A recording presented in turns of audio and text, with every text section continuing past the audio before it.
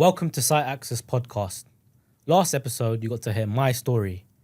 But today, tables have turned.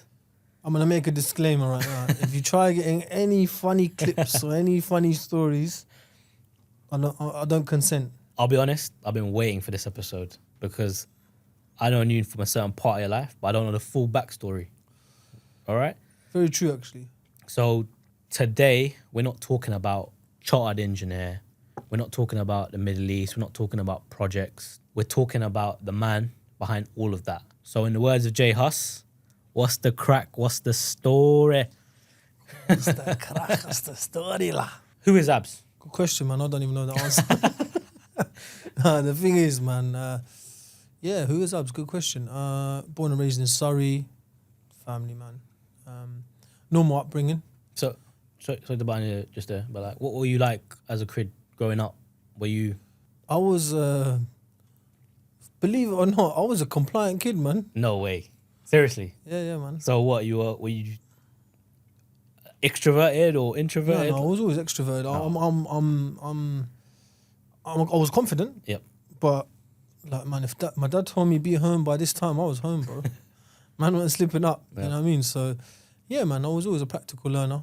I like cricket. So what else did you enjoy growing up apart from cricket? I took a liking to like the construction side of things because I was doing a diploma. I see. Yeah?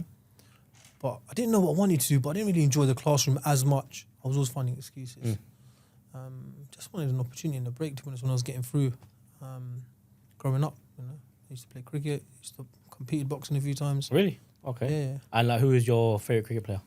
Man, I like Freddie Flintoff, man. Alright. Trust me, Flintoff.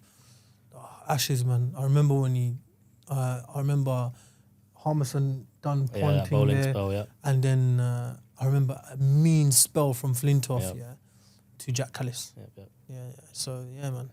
And what about boxer? Who's your favourite boxer growing up? Big Amir Khan, man. Of course. Got a rate Khan, man. Yep. You know what I mean? He did it, man. Put the mandem on the map. So obviously you touched upon you like cricket. You know, you are kind of the same person that you were back growing up. What did you always know what you wanted to do in life back in the days when growing up? I had an inkling, but let me tell you now, Uzi, no one knows the script. Yeah, 100%. I didn't know. I know I wanted to do construction. Yeah. But did I have it planned? No, man. I just knew maybe university wasn't, at that time, university wasn't for me. I wanted to earn money. Big thing, money, man. I wanted a real life experience. I was thinking, that's what I need. I'm a practical learner, so why not? Why wasn't university an option? Because usually South Asian background, that's the only way, right? Go through the educational route, traditional route. It was an option for my parents. Yep. Not an option for for you. me. And then as time went on, I was thinking, do you know what? Maybe. But then I thought, it's long, man. I kept hearing the word dissertation, and that kept putting me off. So, yeah, man. And then Not for me. after that, so then what did you decide to do if you weren't going to go to apprenticeship, yeah? And was that because maybe school wasn't your thing and you wanted to get a bit more practical, get a job, for example? Because like most people at that time are looking at university, right? Yeah, so I did school, finished school, apply for an apprenticeship. Yep. Applied for a few, actually, to be honest. I remember, I think 4 assessment centres, Wow. hundreds and hundreds of applications. How was that experience? Unique, because when you're 16, man, and you're actually now being asked, why do you want to be part of this family? You don't have a clue. You don't have the answers. No one has a clue. Yeah. If you think you do, you don't. You're there and you're thinking, I'll tell him this answer. Now when I'm sitting 16 years on and I'm interviewing people, I'm thinking, imagine what I would have been like. So yeah, I applied to 4. Alhamdulillah, I got 3 offered. Sure. And then the 4th one came through and said to me, you know what? We'll offer you, but 6 months later. I see. And like all of these offers, was there one that you particularly wanted to go for? Like maybe you had in your mind, all right, this is the one. Were they all based in London first and foremost? So the one I wanted actually was based in Leeds. Oh, track. Being 16 years old, Yeah. I barely make flipping toast and jam. I was thinking, how am I going to go up there? Don't even know how to butter the toast. Yeah, so I was thinking to myself, do you know what? Maybe I'll just knock it on the head. And I thought, all right, that one's palmed off. Yep. And I picked the local one. And I'll be honest, I picked the local one because it's 20 minutes from my house. Okay. So I thought to myself, That's a smart decision. yeah, I be thought honest. logistics sounds Yeah. very good. Yep. Back then I wasn't driving, but then when driving, 20, 30 minutes. So now with apprenticeship, obviously, can you maybe explain what apprenticeship is? Yeah, so like it's basically I was studying, I was earning and learning. Very simplistic words. Okay. I don't know in your time, but when I was doing it, everyone thought I was a bit bizarre, and they thought, "Why is he doing that?" And I was like, "Well, there's different forms of getting educated." Agreed. And essentially, that's the route I went. So yeah, earning and learning, still going to college and doing a day job. And how was that sort of experience? For me, yeah, it was good, man. I recommend it to anyone, actually. If you can earn and learn on the job, do it. Yeah, I mean, because obviously if you're working, you're gaining that experience. On top of that, you're gaining qualifications as well. So 100%. it's definitely an interesting route to take. You know, it's obviously in your mind, you're thinking, let's go the conventional way, but this is also a conventional way as well. 100%. All right, now, so you've picked the apprenticeship offer that's local to you. What was your first day like? Yeah, man, I'll never forget that.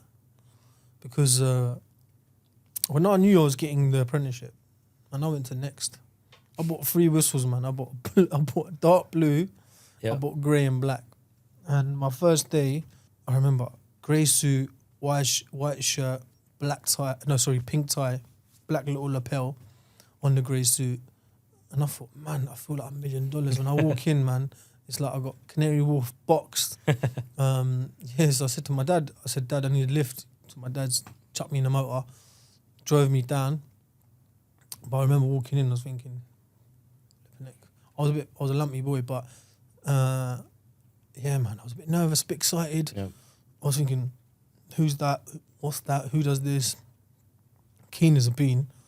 Obviously, my dad drove me in, so for me, like, it was kind of a proud moment for my dad to a certain point as well. Albeit he wanted me to be a doctor or a dentist, but quietly, I think he was proud, you know.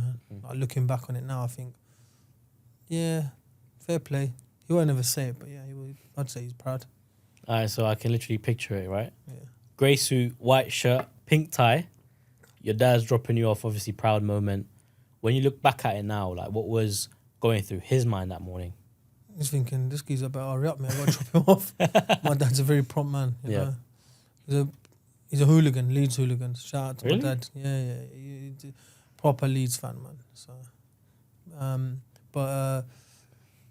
So, yeah, like, I remember the night before, because it was a Monday, on the Sunday, Leeds were playing, so, yeah, he was like, all right, get in the car. So I remember him taking me down, and, yeah, it was, I just remember he parked outside, he said, good luck, son, and then shook my hand, pat me on the back and said, go on, get in there. And then that was it, really. And, yeah, looking back on it now, as you mentioned it, it's crazy, because like 16 years ago, but, like, mad. Yeah, I mean, it must have been a crazy experience for being a 16-year-old, you know? 100%. Like, starting your first job, not knowing what or how your first day is going to go, how your first week, first month, etc. But, like, I've heard this story many times, right? And it's also why I don't ask you I don't to know make what it. he's just about to say, but if he's about to say, I'm denying it, because this guy's he's lining me up. It's also why I don't ask you to make me this certain thing. But look, every apprentice has a story to tell, right? Mm-hmm. That is enshrined in their mind. What was your apprentice story? I'm not going to say what he wants me to say. No. What is it you're thinking of? That story, man. Involved a cup of tea. All right. Don't worry, Abs didn't make this one. Before I start these stories, you got to remember, I'm 16 and I come from a household where I never stepped foot in the kitchen. So just remember that, yeah? So obviously, second or third day on the job, meeting room, similar, bigger size than this. And next thing you know, walk in and go, I'll have a cup of tea. And I'm thinking, all right, I don't know why he's telling me that, but all right. So he's like, and they're all looking at me. I'm like, maybe it's my turn to make tea. So I'm walking over to the kitchenette. Yeah. Walk over. And next thing you know, I'm thinking, how does my mum make it? I'm thinking, my mum makes it for my dad, right?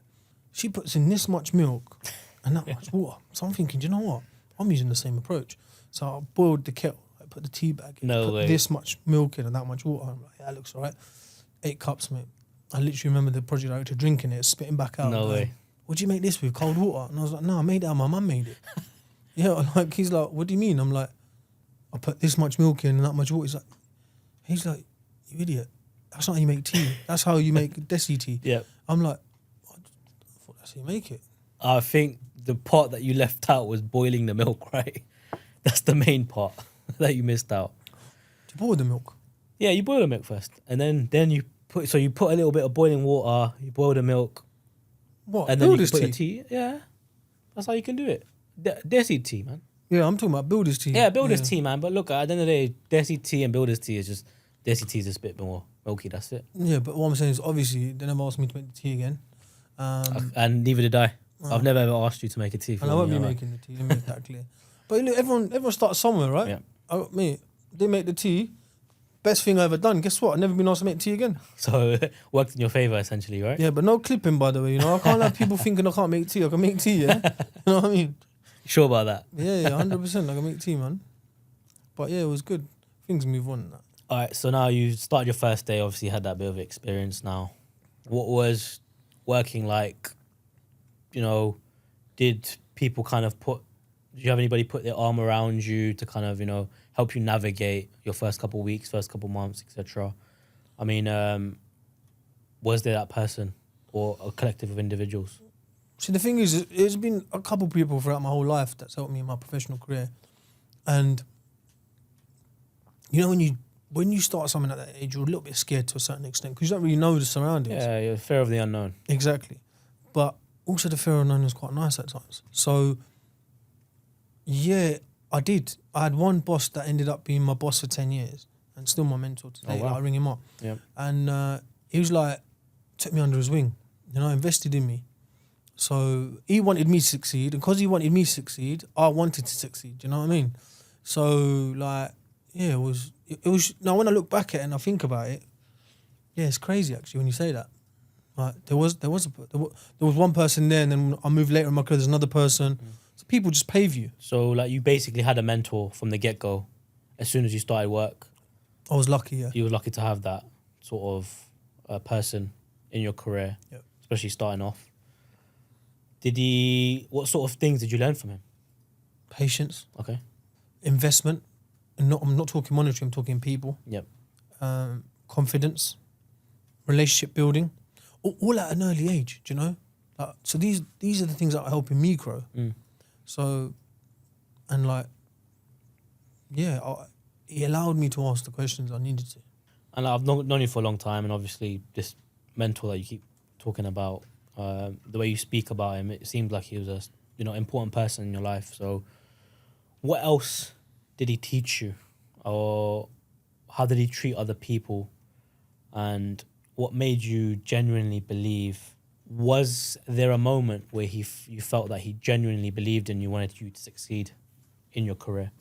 Looking back, really, like when I think about it, he never really made me never made me feel stupid for asking questions. That's quite crazy because a lot of people are afraid to ask questions. It's true. So, albeit he probably never realised, he had a lot of influence, like changed my confidence, my leadership, my career, and like, yeah, it was like looking back at it, it probably had more of an effect than I think. Yep. Now I'm analysing. Yeah. And obviously that must have been more of a natural sort of relationship, right? But did he know what sort of impact he was having on your career? Maybe not, because at that time, right, you're so tunnel visioned and you're working on high pressure jobs, you don't really know. You're able to understand people, but you never know. And later down the line, you may realise that, hold on, I had that kind of effect. And you only realise that when you analyse it. So maybe not. Do you know, like, yeah, it's crazy to think that someone played a pivotal part in your career. 100%. I mean, like, if he's watching this episode, what would you want him to know? Very good question. Thanks for the opportunity. Thanks for giving me the opportunity, investing in me, Yep. building me as the character I am, do you know? And there's things like that, do you know? There's a few people throughout my career that's assisted me. To all of them, thanks, you know? It's the situations, the lessons learned, the mistakes that allow you to evolve to become the best caliber individual that you can be. 100%. One thing I've noticed about you whether it's mentoring, career advice, or even taking a phone call, you always seem to make time for people. How much of that comes from the mentors in your life? Obviously, you're not born not knowing this stuff. You learn it as you Yep. as you live life. So a large portion of it is individuals who have influence over your life. A large portion is lessons learned. A large portion of it is mistakes. A large portion of it is faith. Yep. There's different elements that mold you, you know. So yeah, as much as that is as equal to other things, there's also other variables as well. Of course. And like, do you also try and assist people and help people because you see yourself in them, or because you're kind of giving back in a way as well, because somebody helped you? It's only natural for you to also give back to others. Does that also play a part? Yeah, agreed. Like, anyone that knows me will tell you that if you buzz me, I'm genuinely there. Always available. Always. Double rate after 9 o'clock. You know what I mean? But the thing is I think that's the only way life revolves around things, like relationships, giving back to people, like investing in people, all that stuff. It just does a 360. And you gotta give people the time, man. You never know where people might end up and when you might need 5 minutes of someone's time. But opportunities everywhere. Do you feel like it's your responsibility now? Responsibility is something different, isn't it? Like, for me, it's to see people excel, to see the best version of an individual, knowing that you potentially had an effect on that. It's a big satisfaction. Yeah. How many years is apprenticeship? So this one was 4 years. 4 years, yeah? So is that now how deep are you into the apprenticeship at this moment after being mentored? 2 years. 2 years, all right? So you've done your college. Yes. You got 2 years experience under your belt. What's the next step for you? Yeah. See, they put us on a structured learning. Okay. But me being me, I wasn't happy with it. Sorry, but they wanted me to go a certain route. And to get to the end goal, it would have taken longer. Okay. What was that route? They wanted me to go national diploma, HNC, HND, and then degree, if I wanted to do that. Yeah. But I wanted to get to the degree. I see. So university was on your mind? At this point, it started growing on me. I see. So when it started growing on me, that's when I went, I need a reality check. Yep. So then I thought, right, I need to actually evaluate what I'm doing and see if there's another way I can get there. I see. And then did you kind of propose this to your company as well? I mean, forget me if I'm being naive, but I thought apprenticeship is eventually you do get to go to university. Not quite, Okay. because you've got different types of vocational learning, MVQ, apprenticeships, all I that. see. And it was, for me, at the end of it, I would get a HNC or D, something like that. And what's the equivalent? Like, Level 4, level 5, okay. level 6. So it's like first year university essentially, right? Yeah, I would have got potentially Okay. at the HND level. But obviously, as much as it's good, right, back then, no one really recognised that. I see. Everyone recognised degrees. Yeah, yeah. You went to uni.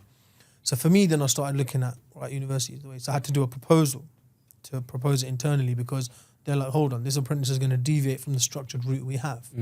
So, which they weren't completely happy about, but I had to demonstrate what I was trying to achieve. And were they receptive? Initially, no. Okay. So Hence why the mentor that I had stepped in and said, hold on, if you need to take the funds away from somewhere, you can take it away from this project. well, that's really good of him to do that. So that's why obviously maybe, he's does care about you. Yeah, And has been an important person in your life that Exactly. he's vouching for you, The investment was there, Yeah. and that's probably, that then allowed me to start seeing my worth and where I could go. So now they're convinced. Have you convinced them? Or still 50-50 at the moment? Like, what did you Convinced do? because I had a voucher. Okay. And now I'm on my first year. So my third year apprenticeship is the equivalent of I'm on my first year university. Okay, I see. Yeah. And did parents happy? Like, did they kind of give you a little bit of a push as well? And My dad and mum would always say, go university. Yep. All my pals thought I was a bricklayer. So say something now. Say something now. No, I'm joking. Now all the boys used to take the Michael, man. They used to say, yeah, you're a bricklayer. Nothing wrong with bricklayers, by the way. Shout out to all the brickies. Right. No, so next thing you know, I was like, okay, cool. So I gave him the proposal, got accepted. Oh, sweet, let's get in there. How hard can it be? Let's get stuck in the mud. You know, it's interesting because one thing that's becoming quite obvious, right? You're not really chasing money at this point, right? You're not chasing job titles. Money finds good people. Remember that, yeah? Don't chase the dough. Chase it, but slowly. You're chasing growth, essentially, right? And once you found engineering, which is what you want to do, to become the best engineer you can possibly be, obviously, that's why maybe you want to go to university, right? That's why you're convincing, your company to kind of go out the structure to send you to university. Why university? I want to be a chartered engineer. Okay. That was the main goal. Simple as that. When I started getting into the industry, I started realising to elevate to certain levels, you're going to need academic qualifications. That doesn't mean an academic qualification justifies your presence in industry, that you need it to be there. But a lot of clients and employers see that, right? So then for me, I was like, right, I need to get that. I need to at least get that as a benchmark, so I've got something to fall back on. Do you know what I mean? But I'll be honest, I've got a bachelor's and a master's, but I'm not chartered. Don't be like Z. That's the problem. He's got all the gear. In cricket, we call this guy, you got all the gear, but no idea. You know what I mean? So don't be like Z. So now you're working full-time as well, right? On top of going to university, man. yeah? Get stuck in the mud, mate. No, like, half-hearted. How was that experience? Because, bro, engineering university is very intense, right? It's a very intensive course, correct? Light work, baby. no, I'm joking. So, were you working at the same time? Yeah, full-time, man. Yeah? So, what was the structure? So, 4 days work, 1 day uni. Okay, that's light work, man.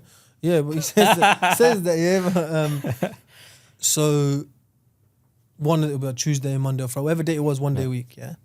And then I'll be working.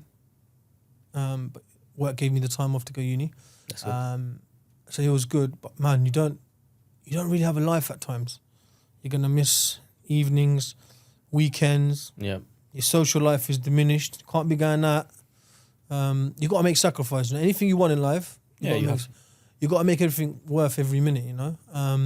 Essentially, yeah, mate. I had a blast at uni, to be honest. They weren't too bad, But did it ever get on top, you're having to juggle work and then also assignments, exam periods coming up?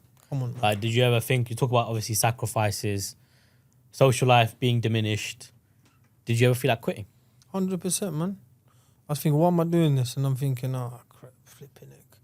Need to wear that black hat, boy, and chuck it in the air. You know what I mean? So I'm thinking, yeah, I keep thinking about the gown. Got to wear the gown. But yeah, man, it was... it was good, man. It's challenging. Challenges you. Exactly. It actually makes you, and it breaks you, but it's good crack. What don't break What's you the doesn't. crack? What's the story? Oh, sorry, man. What doesn't break you up? What doesn't break you makes you stronger, right. yeah? Yeah. So, was there any sort of big hurdles during that period of university? How many years were you supposed to do? Sorry. University was 4 years. 4 years. So not bachelor because it's engineering. part-time studying. So you're doing an extra year, which is fine because you're only going 1 day a week anyway. But were there any other hurdles during that whole 4-year period? Of course, man. There's always hurdles. It's never straight sailing. Exactly. Never blue skies. There's always some clouds about. Yeah. Might have some rainy days as well. But it's exams, personal life, work, everything, ups and downs, man. I mean, was there anything that happened in your personal life that kind of maybe changed that trajectory of your journey?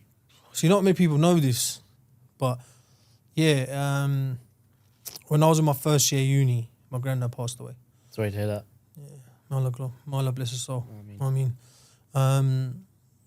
So yeah, that hurt me, man. And maybe take me through that whole ordeal. So you're gonna make a big man cry. But yeah, I was sitting in a library, and my sister called. Okay. And she said, "Look, Granddad passed away."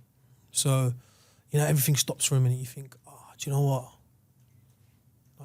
What's she on about?" You don't really, you can't. Them words don't really sink in. They don't register straight away. Yeah. And then I just sank. I was thinking. I felt like everything froze. And I just thought, do you know what? What's she on about? And to her, I even said to her on the phone, I don't believe it. Do you know? And yeah, man, that was a changing point in my life. And obviously you mentioned your granddad. I mean, may his soul rest in peace. I mean, but for people watching, who is he to you? I'll make it simple. You know them firms in football, he's top boy. You know? So the thing is, me and my granddad had a close relationship. In the latter part of his years, he lived with my dad. And what sort of man was he? Proper grafter, innit? So that's probably kind of the reason it stemmed in us. He was a big advocate for education. Education meant everything to him, you know? Coming from South Asia over to the UK, you know, it was... For him, it was a dream, you know. Always dreamt about studies, so he always wanted us. He pushed us, you know. But yeah, me and him had a good routine. Yep. On Sundays, we used to chill. We used to have a right old banter. We used to get along.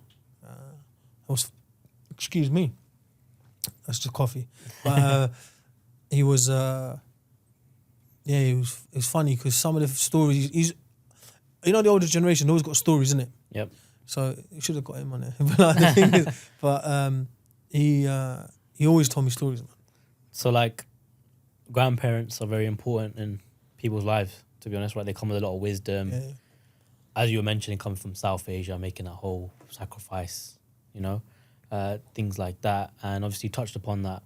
He was very keen on education. But why was education so important to him, and for him to make sure that, you know, you did have that education instilled in you? Look, I think, so he's my father's father, so my granddad, right? My granddad and my father both wanted their kids to be educated, yeah? Albeit they were involved in some form of business or whatever, but they wanted their kids to be educated by the system, to be impactful to society, to understand, to make money in the correct ways, the halal ways, to basically be an asset. So, like, they want to be proud of their offspring, right? Of course. And essentially, it was something that my granddad always said to me. And he'd say to me, like, you know, something that sort of rings in my head, I'll never forget, right? So I was the first grandchild to go to university. Really? Yeah. Okay, mashallah. Believe it or not. I know I talk a lot. But yeah, and he would say to me, and I say to you, I would say, Bachu, which means like son, kid. Kawam kanawam, which means in my language I speak Pashto. He says, if I'm here or if I'm not here, study khatam ka, which means finish your studies. Now for me that was something I always take, you know. It always resonates. So yeah, like I was thinking, you know what? He told me that. He invested in me. And was he proud that you were at university? Like, did he tell you? Of course, man. How proud he was? Obviously, he's a hard lover. Yeah. So it's like they had a bit of like, you know, the way John Fury and Tyson Fury is like, they were like that, you know, hard men. So they never really showed love, but when they showed love, it was love. So sister calls you, obviously tells you the sad news. You're at university, first year. What was that whole time frame like? Like, what happened afterwards? How did everything, how did it affect you yourself? How did it affect your family? Do you know, the thing is, right, it's... Everyone was affected by it. He was a top boy of the firm, you know. He's the oldest guy in the house. Used to get everything boxed off. Everyone was around him. But obviously one of the other things that kind of hurt was, do you know, seeing my dad. He's a strong geezer, you know. I talk about him. I've got a lot of respect for him, but he's a tough nut. And basically, he was upset emotionally. Obviously, he's his father, innit? So seeing him cry, that kind of broke me as well, you know. I'm being there trying to be tough for my dad, but my dad being upset, you rarely see him like that. Yeah, it has an effect. So exactly. So it has this effect on me, you know, and it was an emotional time for me. But, you know, as you said, what doesn't break you makes you stronger, you know? So did you maybe take some time out, or did you defer? Because, like, not, you know, when you're going through such a family grievance like that, you know, it does, as you mentioned, it does have this impact. Did you feel like, all right, let me stop university, be there for my family? Like, what was the next step? Well, I could have deferred, but it just didn't feel right. And in university, like, I don't know, there's a thing called EC. Oh, extenuating circumstances. Yeah. Like, so I could have gone down that route. I've done loads of them, by the way, during my university time. Yeah. No, the thing is, like... so, like, giving up wasn't an option, right? It weren't really, because, like, I wanted to finish what I started. Yep. And And the degree wasn't just for me, it was also for my granddad and Of course. family, you know. Yep. So I was like, I ain't deferring, I'm getting on with it. So, I thought, let's get it chopping, boy.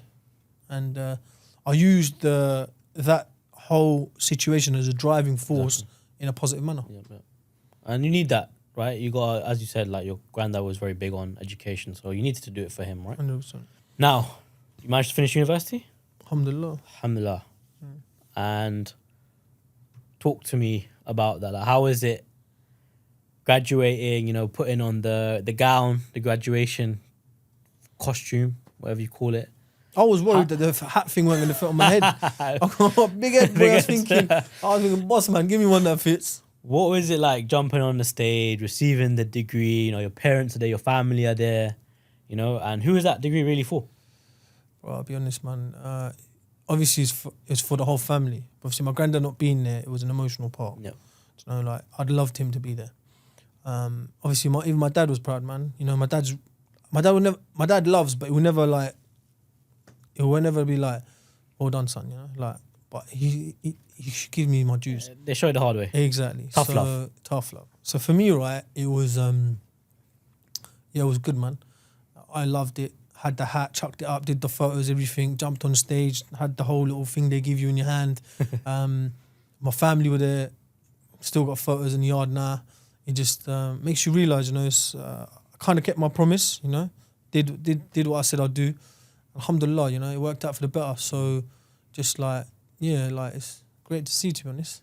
And it's something I'm very proud of because, at that time it was a challenging part of life. But you pull through 100%. due to that determination, that grit, that grind. And you can't give up. No. The scripts, no one's ever got their life scripted, 100%. Like recently I was listening to a lecture from Ustad, and he said the one thing that we can never get back is time. 100%. So be productive. Yep. We can dwell on things, but you can either dwell on things or you can actually get stuff done. No point sitting around. I know it's hard. I know people have been to places mentally and all that, and it's a struggle to do things, but you got to get things done. Everyone has their downs, but alhamdulillah, sometimes there's a lot of ups. Wise words. Yeah, 2026 abs. Site access, all platforms. So obviously, year one, that situation happens, but you managed to pull through, graduate. But in between that, was there any sort of thing happening in your professional life? So there's a saying, when it rains, it pours. Yeah, it does. So it does, man. The thing is, maybe not here though, but the thing is, so alongside that happening, then in my working life, I decided to move companies. Okay.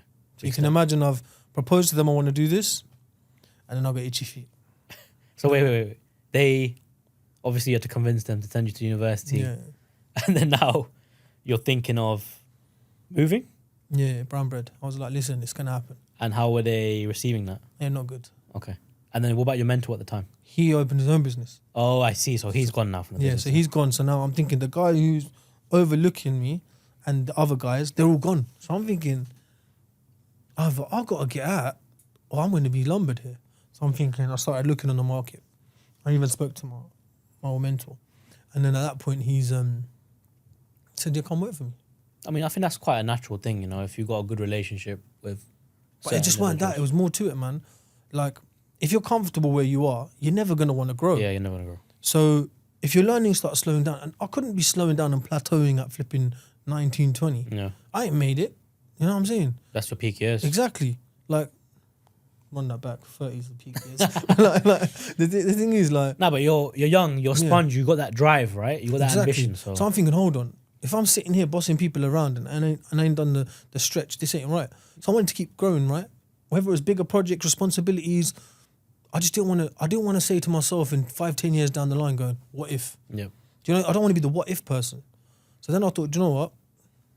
What have I got to lose? All right, so like one word keeps coming up in your story: responsibility to your family, responsibility to finish what you started.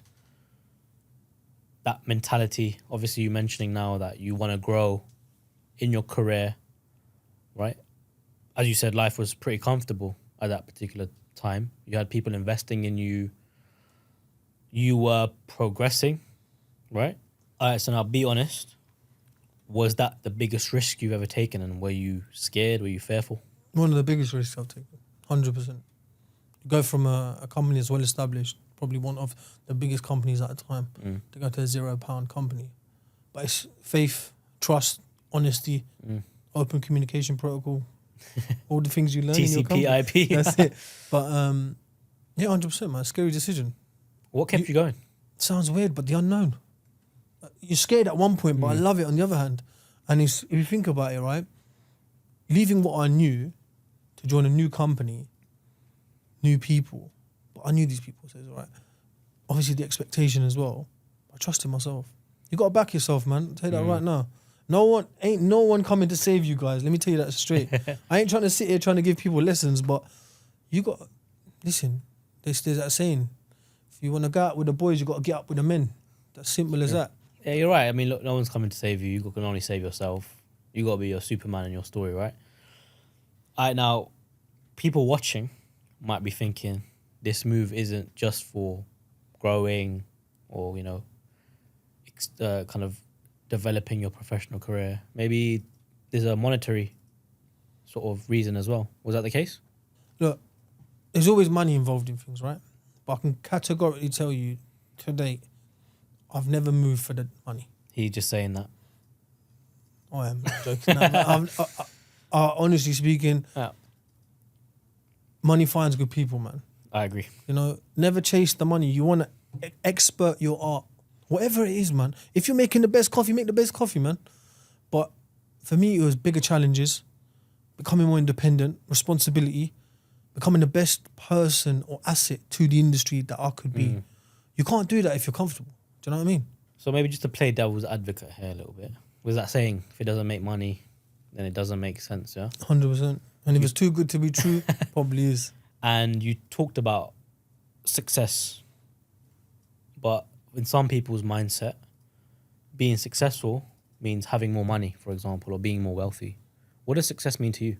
Back then, probably everyone was talking. When you're young, you think successful is money, maybe position, Yep. but predominantly more money. Yeah. But as you get older, it's not, man. Success 100%. to people is having a family, Having free healthy, time. free time, being your own boss. Yeah.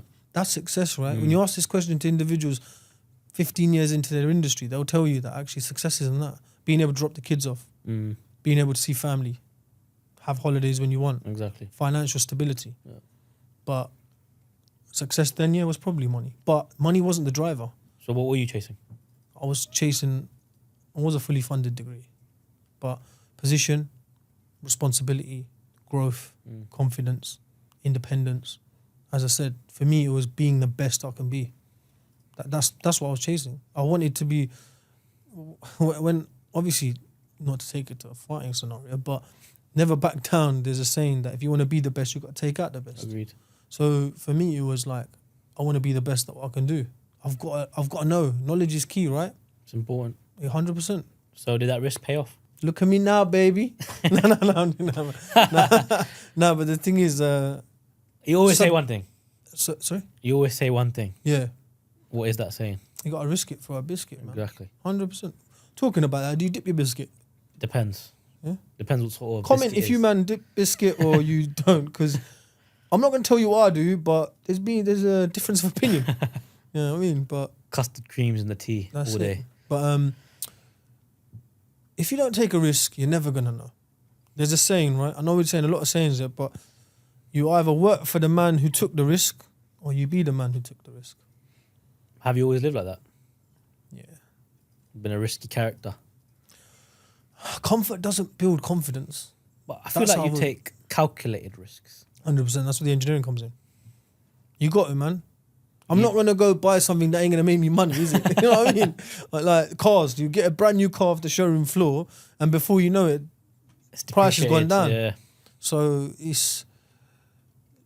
Looking back at it, probably the best decision I made. And when you look at it from a holistic point of view, what did it build me? Built me confidence, built me opportunities, built my character. I had bigger projects. I met some amazing people, opened up further doors. Sometimes you need to be in the right place at the right time. Agreed, timing's important. Timing's important, right? During that time period, obviously, you've taken a risk. it's paid off. What was the biggest lesson during then, and then also the biggest opportunity that you got?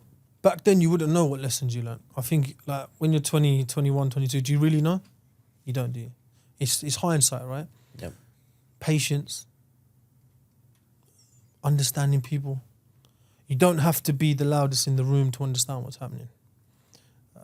Knowledge is king. Yep. You got to know what you're talking about. But also how you present it as well. 100%. Being presentable and also talking about the way you conduct yourself, the mannerisms, emotions, all that. If you can master that, those are transferable skills to any profession. Agreed. What about biggest opportunity? Oh, God. There was a few opportunities, man, to be honest. Projects. Did a very large project. Also, had I not worked there, I wouldn't have had the opportunity to work alongside my brother. My brother worked for me. So your brother starts working alongside you.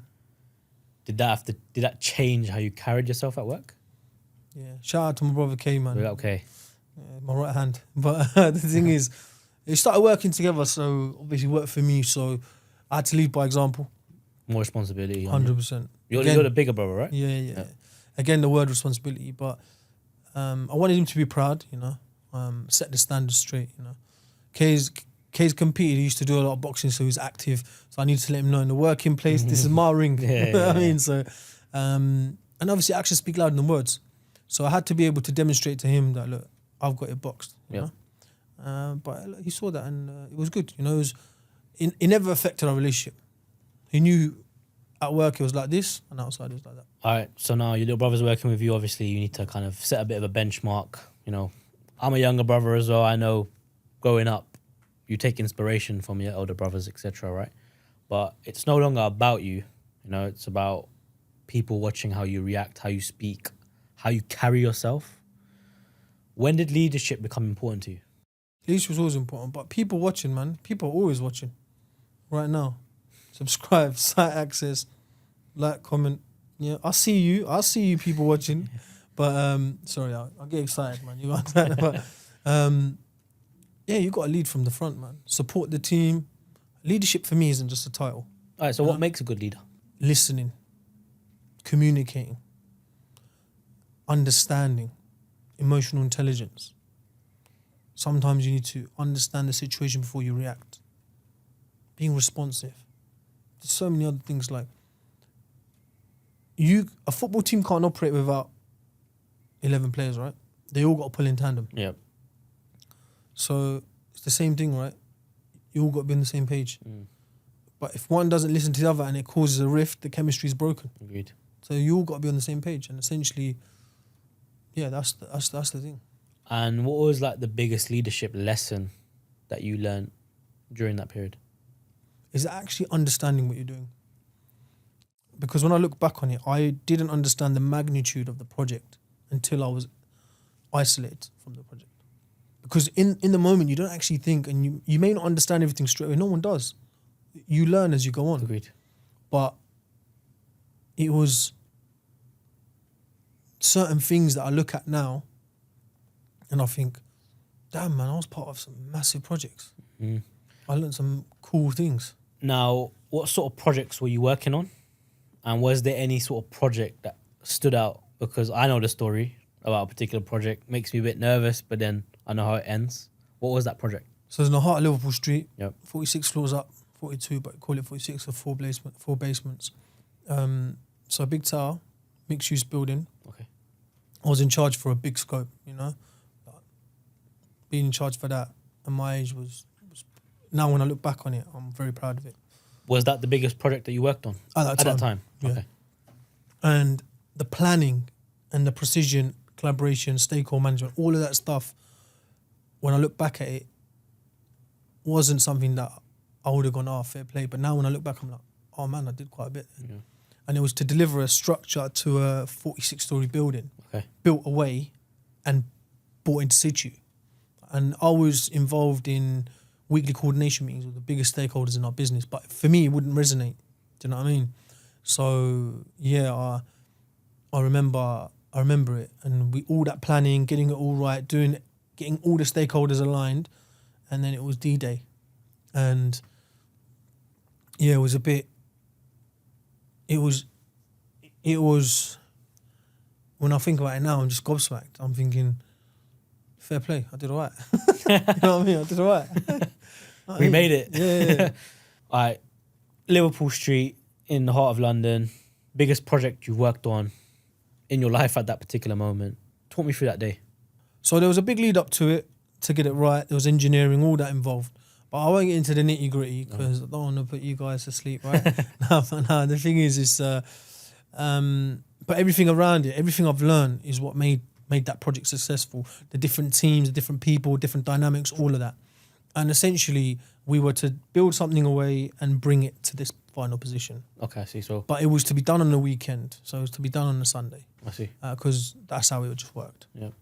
So you sorry to cut you off. You said that you had to build it elsewhere and then Yes. bring it in. So build it in a manufacturing facility Okay. and bring it to final location. Okay.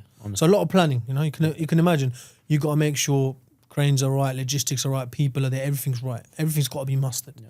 Now that for me was bringing everyone together. When I think about it, I'm thinking, oh, fair play, mate.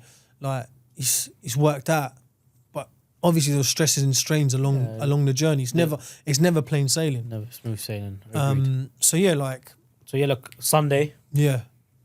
How early did you have to wake up? Listen, I missed cricket for that day, and you know, man. Yeah, you love cricket. You know, it was semi-final that day as well. I see. So I couldn't make it. I couldn't even make it back. So Sunday, drove up to Liverpool Street, and as people were stumbling out that 24-hour calf, I was going into work. Early hours in the morning. 6 a.m. So I remember going up. Directors are there. Yep. Next thing you know, everyone's there, even like camera crew. So I'm thinking it's showtime. Hollywood Habs. Oh, that's it. Hollywood Habs. No, but the thing is, I'm thinking it's time to go. We had a briefing. Everyone's prepped. Everyone knows what's happening. We get the call. We've got a tracker on the van, on the lorry. Boom, it's moving, coming up from Kent. Right, go time. Backs into sort of the site. Everyone's prepped, right? So we had our logistic talks. You've got different people, different positions. You've got cameras, everything. So we start off on the ground as it's been rigged up, been taken off, and it's going to the roof. So it's going to the highest point, 150 meters up to come back down. Yeah, it's going all the way up to come all the way down. It's like as if I'm in Fort Park. So next thing you know, I'm thinking, all right, it's go time. Bearing in mind, this is my package. This is what I'm looking after. Yeah? I'm delivering this. Every business stakeholder that has a decision knows about this. Yeah? Everyone's aware. So everyone's on the blower. Serious, yeah? So are you the PM on the job? Yeah. Okay. So next thing you know, I'm thinking, right, it's go time. MD's there, ops director, everyone's there. So we're on the roof, yeah, and this thing, just call it a thing, this box is hovering over a hole. This box is going into the hole, yeah? So next thing you know, it's hovering over. And then you got just imagine there's people who direct it, Slinger, and he's telling them, look, come down. It's hovering over the hole, right? As it's hovering over the hole, it's gone in. And I'm thinking, lovely, game on. Slotting in. Yeah, perfect. And then 2 seconds later, and I'm thinking, bit What's odd. that? It's a big bang, yeah. And the geezer goes, lift it back up. And it comes back down and it goes. Same again. And I'm thinking, what's happening here? And I looked over to my director and he's looking over to me and he's thinking, have you checked this? I'm like, yeah, of course, man. I walked every floor from B4 to 42. I know exactly what's in there. Yeah. On the Saturday, mate, so we've run over, looked over. On the Saturday, the scaffolders have put, because they know we're lifting, they put the scaffold up for safety and it's protruding in. Oh, I see. So next thing you know, my heart's dropped. I'm thinking, I can imagine. I'm looking, before I've even got over to the riser call, my heart's dropped. I'm thinking, I'm getting sacked, mate. I'm done. Stomachs in I'm a getting twist. wrapped up Turkish. You know what I'm saying? You know what I mean? So I'm thinking, hold on. Before you know it, I'm like, what do I do now? So I'm thinking, I'll run over to the core. As I run over to the core, I'm looking, I'm thinking, where's it getting stuck? It's getting stuck on the scaffold bar. Pull the bar, but I'm not strong enough. I'm giving it. Then my directors come over, we pull the bar back, and then it slots through. Slots through. So then Mate. everything's all good. Everyone's happy. But level 20, there's a bit of another buckle. No and I'm way. thinking, I lasered the box. I know exactly what's going on in it. Yep. I know the tolerances, but it was fine. It got through. It got through. And everyone's happy. Happy days. That's pressure off your shoulders, weight off your shoulders. But like having that sort of project, and as you were mentioning, there's so many different stakeholders, so many different people with different roles. How does planning go into that? Like, how do people plan that? So like a couple of things. Firstly, when it landed, I was fully relieved. Okay. So from an engineering perspective, let me just take it back. You'll understand. When you design something and it works, ultimate satisfaction. Yes. Yeah. So when it landed, yeah, I even have that photo. My directors were in it, and I'm like, brilliant. Now planning is key because you've got so many different teams, right? You got to bring it together. I was talking to the structural team, the MEP team, logistics team, manufacturing team, production. I had to make sure everyone was aligned. Yep. But the only way that could happen is if I was empowered and they allowed me to have that position, which allowed me to bring different parties together. That's where also I met a lot of key people who are currently, I'm still good friends with from these projects. Shout out to Shaq, Yep, old Shaq. tight Shaq. But the thing is, and many others, by the way, I don't want people getting offended. But like, the thing is that it was a unique project for me. And planning, to answer your question, is 100% key. And because you had a lot of pressure on you, do you feel like that brought the best out of you? For sure, man. Pressure makes diamonds. Agreed. And I thrive off pressure, the unknown, and up against it, to be honest. If those three things are there, then I'm game. And obviously there was a bit of a hiccup, but then everything got sorted. What did you feel in that moment? I thought I was getting sacked. I promise you, I thought that's it, it's game over. 0 to 100 real Yeah, quick. man. I was like thinking, right, I've got the camera crew and everything's going master, blue skies. It's a Sunday. My team's in the semis. Yeah. I'm thinking, game on. Before you know it.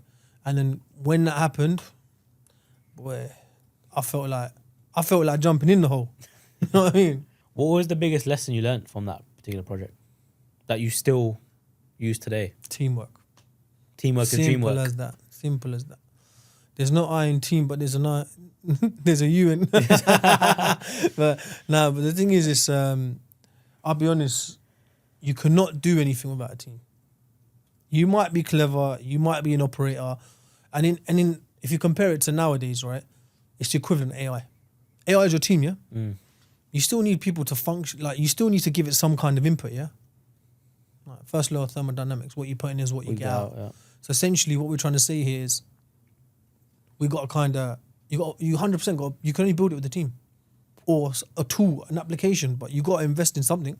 So how did that project, did it change you? Did it have an impact on your personal life, your professional life? Because look, as you know, being in the industry, you know, sometimes you look at something that you worked on and you say, yep, I helped work on that. Oh, I still do that. Even if I had like 1% involvement in a project, I built that. So, but how it changes you is you become more responsible for key tasks and essentially you become an integral part of the team. Now, when you're an integral part of the team, you're now either a decision maker, influencing decision, or you're at the pinnacle. Yep. You want to be involved, right? So in that essence, it allowed me to understand a bit more about myself, my capabilities, my strengths and my weaknesses. Do you know? So, yeah, I learned quite a lot from that, actually. And were there any other projects similar to that? Or was that like the marquee sort of project? For me at that time, yeah, that was That's a project. It was interesting because it's huge. It was great, to be honest, to be part of. It's funny. For years, you know, you've taken a lot of risks. You've dealt with pressure at work, deadlines, clients, the projects. But life always has a way of reminding you, especially when you're at the top and you're thinking you're the man, that sometimes the most challenging things don't happen at work, for example, or on a project. Sometimes in a split second, something big can happen that kind of change the trajectory of your life, for example. Was there any sort of story or time when that happened to you? Yeah. So I felt amazing. It was on a Wednesday, midweek cricket. I felt like Jason Roy. 40 off 19.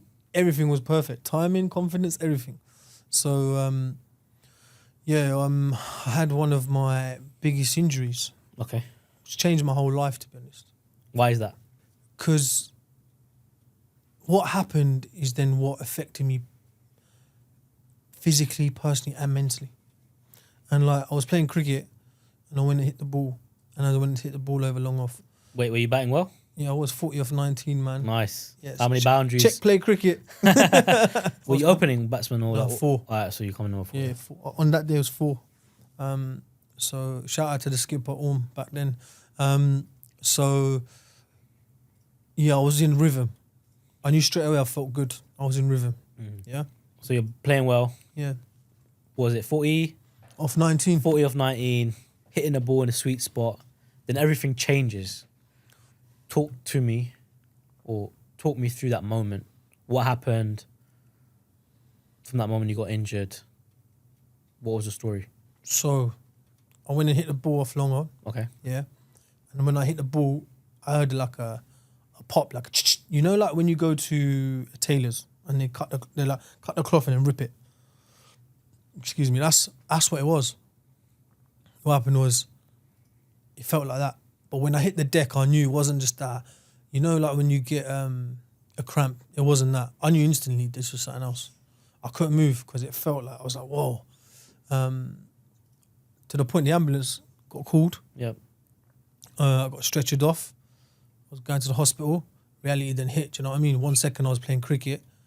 The next second everything changed. So did you know exactly what happened to you? At that point, no. But what I did know is I stuffed it. And I just knew that, because like my dad was there, right? He came later. But my dad would normally say something. So when they cut me on the field, they cut the trouser. Yep. My dad looked at it and he just went, everything's going to be all right. Normally he'd be like he'd say something jokey. Yep. But I knew straight away. So they gave me this, you know what they give to pregnant women? The gas and air. Yep. I thought I died on the pitch, man. Honestly, I thought I died on the pitch. I'm like, what the hell? Next thing you know, I thought, man's wrapped up. You know what I mean? Like, I thought, gone. I was so dazed, and then I come round. I thought, my dad's there. What's my dad doing here? You know what I mean? And then, I remember that I was in the ambulance, man. Did the game have to get abandoned? Yeah, abandoned. And then obviously you went in the ambulance, took you to hospital. What was the diagnosis? What happened? I had a patella tendon rupture and MPFL. What's Very that? rare. So that's like, tendon, one of your strongest tendons in your knee. Okay. Not ACL? Nah. So Okay. it's all around that area, Okay. but it's ruptured, you know? So the next thing you know, doctor's saying to me, lift your knee. And I'm thinking, what's he on about? I can't lift my knee, man. I'm trying. He's like, lift your knee. I'm like, I can't. Went for the scan. They said the exact words from the doctor was, unless someone comes in hanging with their head hanging off, you're going in surgery next. Okay. So it was serious. serious. Serious, man. I'll be honest. And man, that was it. I couldn't, it was a madness. And then after that, so they put you in surgery straight away, yeah? Yeah, straight away. And then after surgery, what was the surgery in the first place? So it was, so they had to reattach so they sewed the tendon, Okay, attached it, and then they also put anchors and pins in my kneecap. I see. And I mean, like, I've heard that tendons are very hard to stitch back together because it's can like be. stitching noodle or Yeah. like spaghetti together, for example, right? Yeah, even now it's still stiff, man. I still struggle with it now, man. You know that. Yeah. And then how long were you in the hospital for? I was in hospital for about a week or so, Okay. and then what was recovery like? recovery's crazy, man. I'll be honest. Your leg, man. Yeah. I don't know how you done it, bro. Man, I'll be honest. Recovery was like, they said to me initially the first phase was 16 weeks. Yeah. Long time. Yeah. Man, I was doing it for like a year or so now, even to the extent I'm still doing physio now at points. Yeah. It hurts. Like, no, when I say hurts, I've got to build it back up. So you're basically in rehab, yeah? You went from playing cricket, yeah, planning your holiday to laying in bed. 15 weeks tucked up, yeah? Like, I couldn't bend the knee. I need help with everything. Yep. I lost my whole independence, and it's frustrating. So then what happens? You go into a little the mental side of things. You go into a little hole. Mentally, you start getting draining. You start isolating yourself. Do you know? And it was hard, man. It was an uphill battle. Alhamdulillah, you know. Yeah, I mean, because look, I don't think sometimes people understand the mental health aspect. You're in it. So, like, what do you mean by that? Like, how did you kind of overcome that? What was your mindset at that particular time? Let me tell you, man. I've been to dark places. You know, like, you know, I'm happy and bubbly now, yeah. But to get to this point, I was at my lowest point. You know, I didn't answer the phone. I didn't want visitors. You were saying to me earlier, you give people time. I felt isolated. My confidence was fully gone. Like, I didn't realize how important mental health was until you're in it. That's like, exactly what you just said. Because I was like a recluse. My boys would come around, they want to chat to them. Yeah, I had my beard down to here, long hair. Like, I went to a point where I was like, nah, ain't gonna happen. But my dad, like, he said, look, fix up where. You know what I mean? Like, Luckily, you got family around. 100%, man. You don't understand mental health until you live in it, do you know? But like, it's one of them things where you got to switch up. Yeah. Like, I know it's hard, but you got to switch up. Because man, when I was there, I was looking at it, I was thinking, money's perfect. Like, what's the crack here? So, do you feel like the mental health challenge was bigger than the physical health challenge? It still is to know. Yeah. There's certain things I can't do because mentally I'm triggering it. But I've got to overcome that. Like, there's certain exercises I can't do on it because it's going to trigger, but it's more mental than it's physical. Yeah. But then it has a burden on me physically.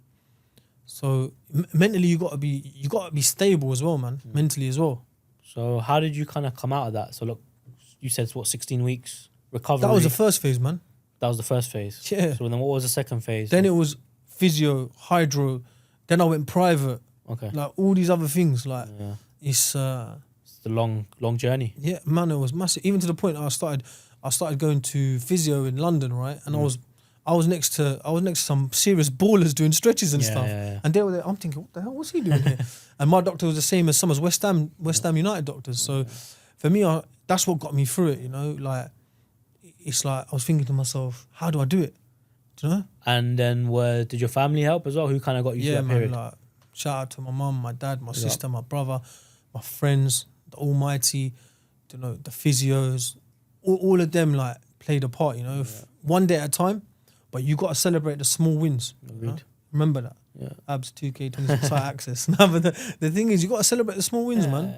Not everything was like me going back to running. I had to I got a degree more range of motion, a bit more of this. I can stand on it longer. My balance is good. It takes its time, man. Like, health is everything. And like faith as well must have played an important part as well. Alhamdulillah, man. You know, shows you, man. Yeah, you got to be grateful, right? Because 100%. things like this can happen in a flash of a. Bro, I was click of a playing finger. cricket, one of the biggest sports I like. To laying in bed. Yeah. Like, 1 minute you're walking, next minute you're in bed. Just shows like anything can happen, you know. And like looking back now, do you feel like that injury changed you as a person? 100%. Like, when you think about it, right? Health is everything. Appreciate walking, appreciate family, appreciate time. Anything can change overnight. What changed inside you? I had to be stronger mentally. Better perspective on my life. I saw this as not a setback, although it was a reset. And the reason I say that is, you know, we always plan for what we want to do, like the good. But we never actually plan for any health issues or anything setting us back. This made me realise that although we plan, we never plan for like contingency at times. Exactly. Not because we don't know, do we? So for me, it was like, I realised that if I get to that stop later than someone else, doesn't mean I failed. Just means that was my journey. Exactly. Do you know what I mean? Everyone has their own 100%. time frames or their own journey, peaks and troughs. 100%. You know, it's not all smooth sailing. It never is. So like that kind of obviously that sort of time frame of your life change your outlook upon life. You know what's coming to mind? Most people would have looked at that injury and only seen what you lost, right? But listening to you today, tell your story, I actually think you gained something, which is perspective, which is very important, right? Gratitude, patience. And I think that's the version of Abs that I know, right? So let's talk about that. If someone looked at you, you know, like we have an inside job, we call you Hollywood Abs, right? Everyone knows you. Brad Pitt. No, that ain't the case, man. They probably think your story is about promotions, projects, moving to the Middle East. But sitting here today, I think your story is more about perspective. Would that be fair? When you think about it, perspective changes everything, right? So yeah, people can see what my LinkedIn highlights show, the real growth came through setbacks. Success isn't just promotions, right? We're talking about what do you call success, etc. But perspective is key. So for me, like, to answer your question, yeah, perspective did change. Why? Because a certain thing in my life required me to change my perspective. What changed? I had to change, man. Why? I had to become mature. I had to become understanding. I had to understand that life isn't always straight sailing. You're gonna have the waves. You know, like, you can always think about, oh yeah, it's gonna be smooth, but it's not. Nothing ain't easy. Just to put you on the spot, is there a difference between perspective and perception? Yeah, there is. Yeah, it's living in today's world, man. The perception of me will be one, but the perspective of me will be another. People think, he's in Dubai, he's doing well, he's doing that. That's the perception. Yeah. The perspective is, I'll graft to get there. Yeah, exactly. Do you know? Yeah. People don't see that. People see, look, that cup shining. They didn't see that behind that, it's rough times. Do you know? That's why, like, when people put things on Instagram, the Instagram ain't the real story sometimes, you know? So it's like perspective and perception, two different things. Like my old man always said to me, first appearance is last appearance, son. That's a perception you're setting. Yeah. So you need to stand by that. That's a great answer. I think so, yeah? I thought I caught you on the spot over there. You actually Five-star, answered it well. yeah? 100%. When did your perspective start changing? Was it after the injury? Was it after, obviously, you know, when your granddad passed away, or was it after the projects that you worked on, your professional life? Or was it all of those things? There we amalgamation of things. I'll answer it for you. Yeah, your perspective will always change. My granddad passing away changed something. Work changed something. You having health issues changed something. Like, your perspective will change. Values, like, what's valuable to you sometimes. For example, if I turn around to you and I said, I'll give you £1 million, but I take away your eyes, what are you going to say? You're not going to say yes, are you? Because your eyes it's priceless. Priceless. Exactly. So your perspective on life is going to be health is wealth. So essentially, what we're saying is, my perspective always changed due to the circumstances. Was there a moment when you slowed down? I don't slow down. 24/7. Usain Bolt. 24/7. No, but the thing is, like, yeah, in a way, like, granddad being here one day, gone the next. Health one day, then challenged. Couldn't walk. I had to learn how to walk again. Imagine that. It's crazy. You're a young buck, you're learning how to walk again. Yeah. Alhamdulillah, but you're learning, you know. Life changes quickly. Like, I never take people or health for granted, you know. You soon realize in life there will be challenges, but it's how you as a human react to that. So would you say that it kind of changed what you value in 100%. life? Gratitude, family, health, time, friends, faith, being present, appreciating the simple things in life, you know. Waking up and just breathing I'm grateful for that. Interacting with people, not like Z though, but, like, do you know what I mean? Like, it's stuff like that, you're grateful for. You show gratitude to. Also, like, you kind of. I mean, like, is it about job titles? Is it about how much money you're making? What was your definition of success? Maybe during your adolescent years. Adolescent? You call it adolescent? Yeah. Young buck. Like, when you were a young buck till now.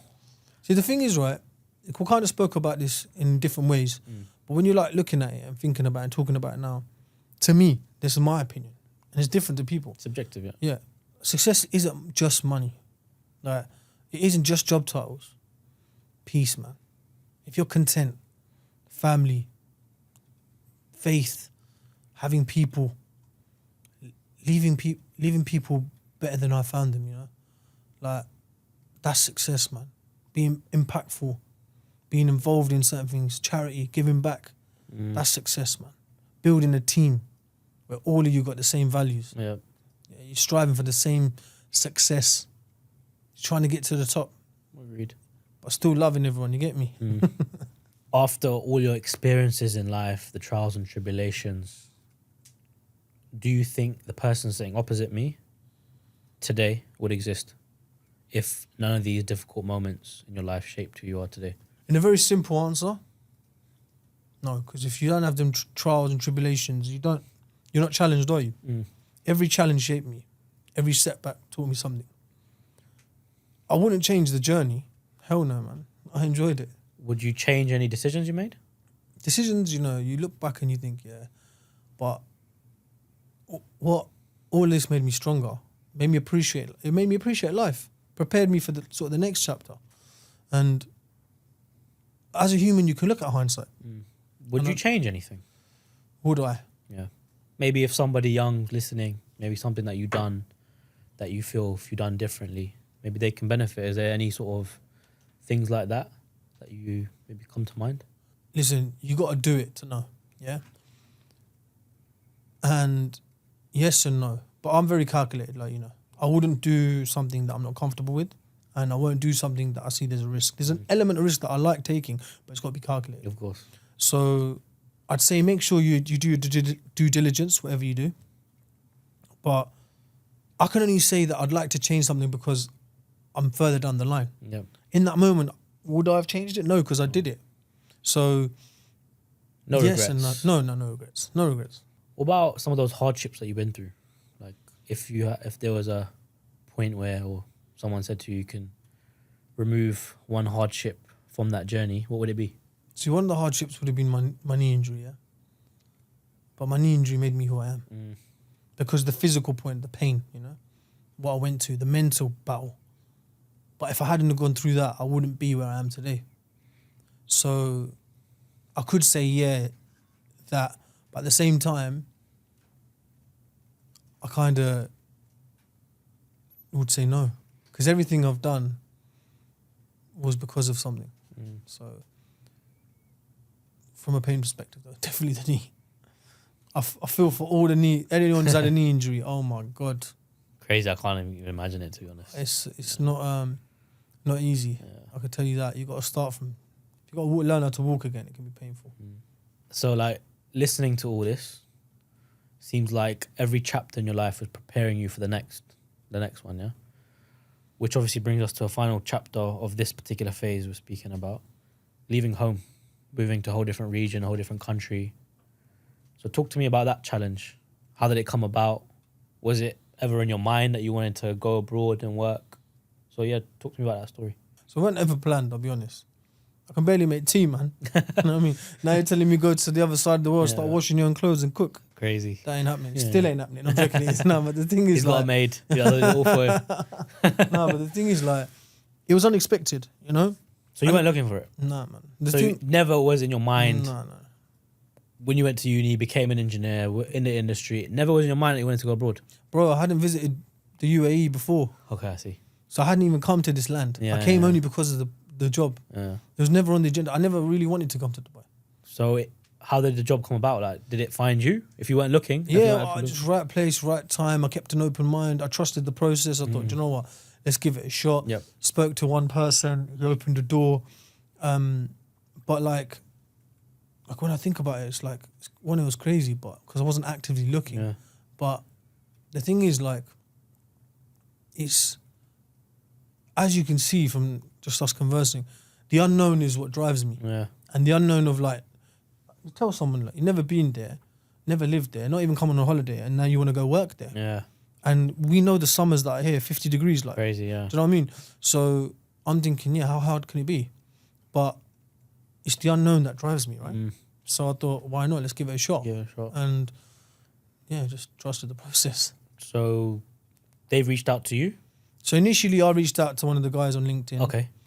I popped in my CV. I thought nothing of it. And his words were to me, mate, you're up against people who've got 20, 30 years experience. I see. So I thought, all right, no chance. And how many years of experience did you have at this At point? that time, 12. Okay. I was like, no chance, yeah. So then I thought, all right, it is what it is. 2 weeks later, I'm sitting at the table and I get a call. Me and Z worked at the same company, funny enough. Yes. So we crossed paths in the UK. Yeah.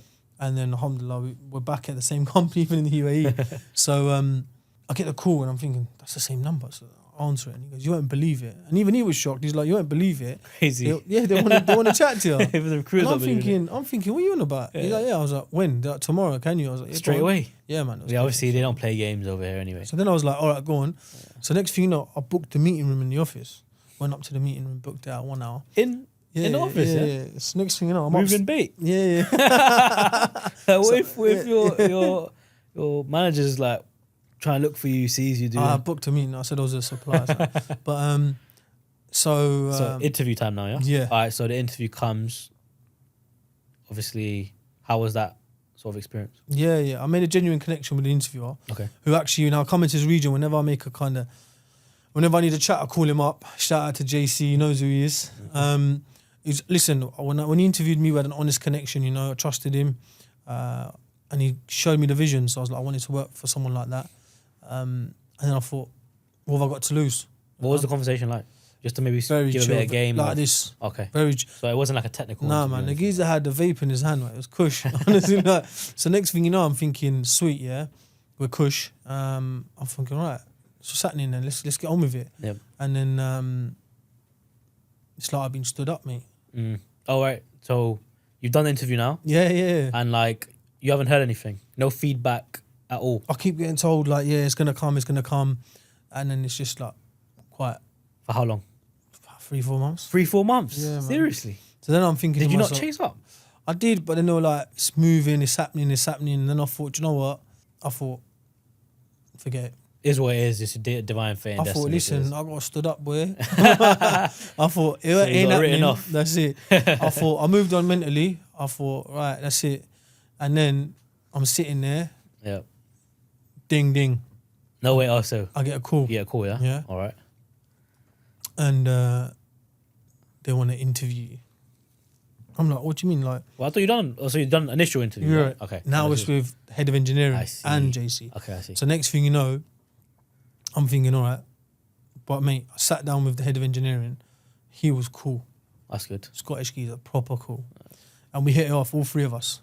Yeah, energy was good, everything. So at that point, then they started talking, like, when can you get out here, this and that. And I'm saying, mate, in the UK, I was on a 3-month notice period. Okay. Yeah. And next thing you know, I was enjoying who I was working with at that time. Yeah. Another I guy, remember. who's been quite influential in my professional career. Yeah. I still ring him now for advice. You know what I mean? So I was like, damn, he ain't gonna be happy. So I was thinking, what do I do now? So at this point, I'm thinking the MD that interviewed me, I dropped him a message. Said, you around for a chat? Yeah. And he's like, I'll be in at 10. So next thing you know, when he come, when I sat in the office, if that was his office, the MD's office, I was sitting outside. I see. So he turned around and he's walked in. He went, give me 5 minutes. So I walked in. And on this chat, and he's a proper geezer. Wait. So is this when you're handing in your notice, or no? You're just having a chat, getting advice? It's chat. So the offers come through, right? Okay. Yeah, like it's pretty much come through. And I've looked at it and I thought, do you know what? I've got a reply back in 5 days. Let me chat to my MD. What was the offer like? It was tasty. So you are money driven, yeah? He's money driven. No. It was. I thought, do you know what? Listen, let's give it a go. Yeah. But the thing is, and he just said to me straight up, he went, "Is it more dough or do you want to go?" And I thought, "Jeez, man, It's a bit of both. he's smart, man." You know. So I told him straight up. I said, "I'm happy where I am, Yeah. but this is just an opportunity I can't turn down."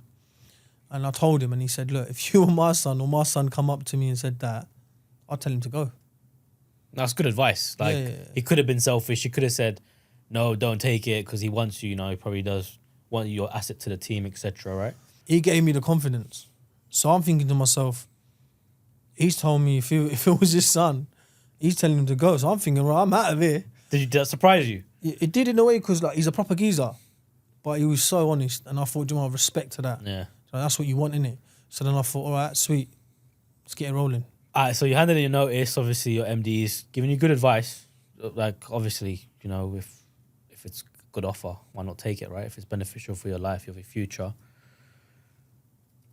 How did your family take it? Like, were you fully set?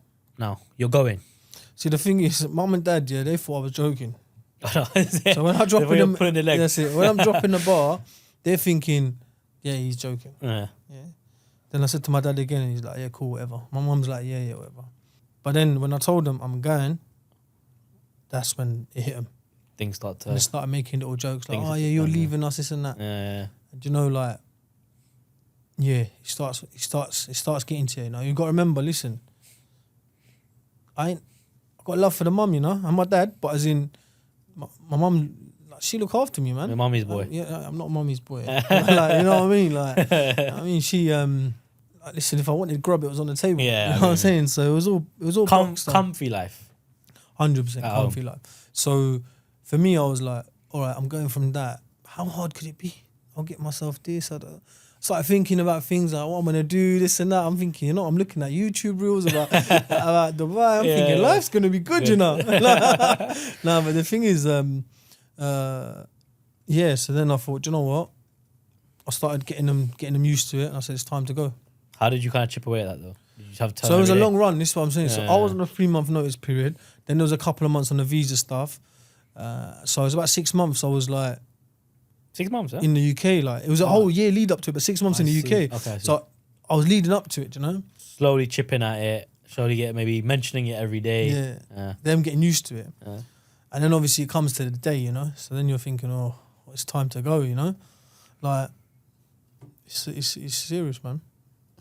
So now comes the hardest part, as you said. Now is the day you're leaving, right? Leaving your home that you've grown up in. How old were you at the time? 28. Okay. So you're still quite young, Yeah. you know? Leaving home at 28, leaving your family. Family's everything. I know how the culture is, right? What do you remember about that day? So airport, man. So it mixed emotions. I could feel it, you know. I was excited, nervous, new chapter. It's a leap of faith. I kind of like, I'm like, I want to go, but I'm also thinking about, oh, I'm leaving, you know. Left the boys, you know. I used to run the cricket team on a Sunday as well. I used to love that.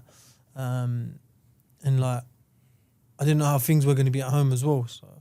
So those were the kind of emotions on that day. It's emotional Packed everything, got ready. I'd ask for extra luggage because I was going to take stuff. You know what I mean? So, What did you take? Did you take pots and pans as well? No. Listen, I ain't cooking, man. I took tea bags. But so the thing is, like, I'm there, I'm thinking, all right, cool.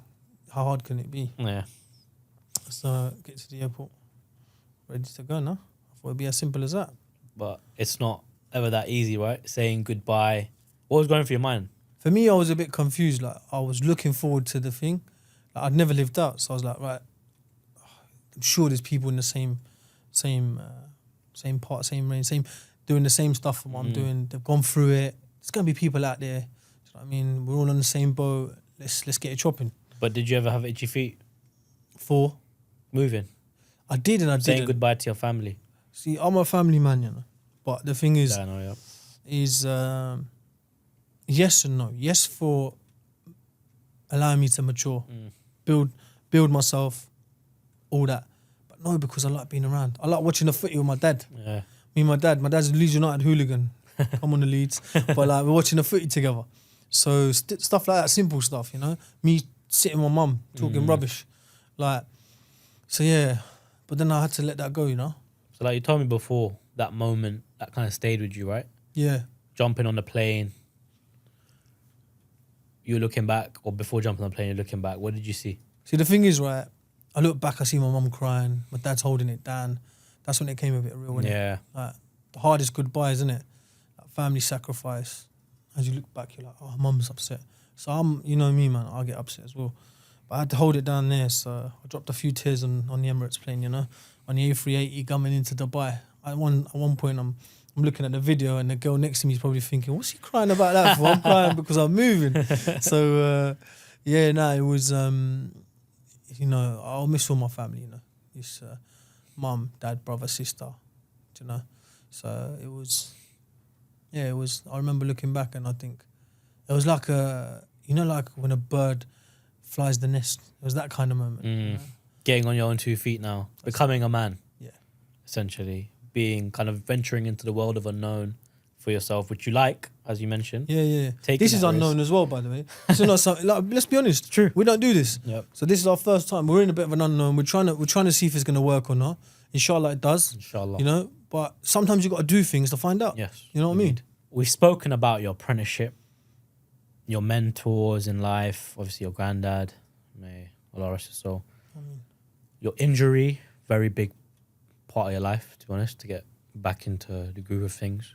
Your career, you know, going through ups and downs, working on some major projects, you know, obviously becoming a leader as well.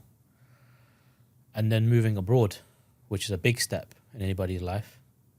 When you look back at it now, what's the biggest lesson of all those different chapters have taught you? Believe in yourself. Stop comparing yourself to others. Trust the journey. Be patient. Keep learning. And don't fear failure. Enjoy the process, man. Make your family proud. And I'm a true believer in this. Everything happens for a reason. Everything from my injury to my grandfather, everything happens for a reason, do you know? Everything will work out, you know? Sometimes 100%. Sometimes it might get a bit messy. You just got to unclutter that stuff, do you know? And yeah, it teaches you a lot when you go through hardship. Can I ask you something? You asked me quite a few things today. I've asked you too many things, to be honest. I love asking questions, to be honest. But yeah, look, when this episode comes out, your mum, dad, brothers, family, friends, they're going to watch it. After everything we've spoken about today, what do you hope they take away from this story? Firstly, I'd like to thank them, you know. Without them, I couldn't be here, you know. Obviously, without the Almighty, but my parents, my siblings, every sacrifice mattered, you know. Couldn't have done it without them. I hope they're proud, you know.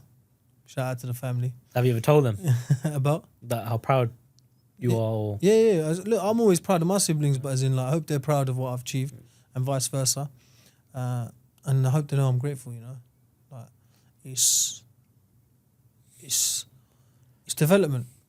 Everything's like, you know, as I said, the script's never written, man. You can change the verse. And that's deep. Yeah, for sure, man. It's like, they're my biggest supporters. Yeah. And I'm their biggest supporter. You know, so may God keep them healthy. I mean. But yeah, like, I'm grateful for them. Abs, I want you to maybe give you a bit of a hypothetical question. Well, I want to finish with one question, yeah? Picture yourself at 16 years old. You're about to leave school. You don't I was good looking. You don't really know where life is going. You haven't started your apprenticeship yet. If you could sit down with your 16-year-old version of yourself just for 5 minutes, what would you say to him? As in, like, from now to then, as in what I've learned, or as in 16 and redo it? No, everything. First I say, well done, geez. You done well. Pat on the back. Yeah, man. Pat on the back goes a long way. Believe in yourself. Don't compare yourself to others. Trust the journey. Sabrun Jamil. Patience is a virtue, you know. Keep learning. Don't be afraid of failing. Never be afraid. Anyone who says they ain't failed, don't believe that. Enjoy the process. We're not guaranteed tomorrow, so enjoy it while you can. Make your family proud while you're at it. Definitely. Yeah. And one of my biggest things that I live by and that shaped me the way I am is everything happens for a reason. Do you know, like, when you think about it, the setbacks means a bigger comeback, you know. With hardship comes ease. Yes. Yeah? Essentially, it's with hardship, you know. So it's all of these is what paves you. Having faith. Everything's divine fate and destiny. For sure. And this is what I believe I'd say to my 16-year-old self.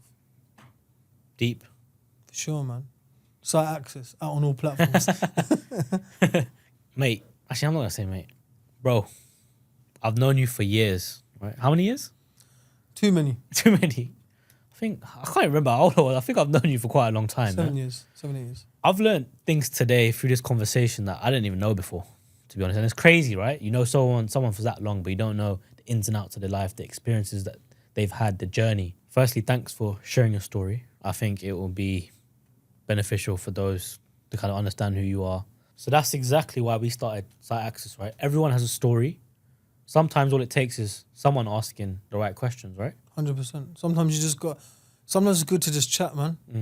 And just bounce off each other. Agreed. You know, a lot of people have gone through trials, tribulations, setbacks, challenges, successes, and essentially that's what molds you. And you can learn from each other as well. 100%. That's the main thing, right? and that's that's a beautiful thing. That's what's amazing, right? It's different voices have different stories. Exactly. If you've enjoyed this episode, show us some love. Like, follow, subscribe. Comment, send it to your mum, your dad, everyone in the family. I will be watching. No, I'm joking, I'm not. So basically what you're trying to say is share it with somebody who needs to hear it, right? For sure. And until next time, Keep building your story. we'll see you on Site Access.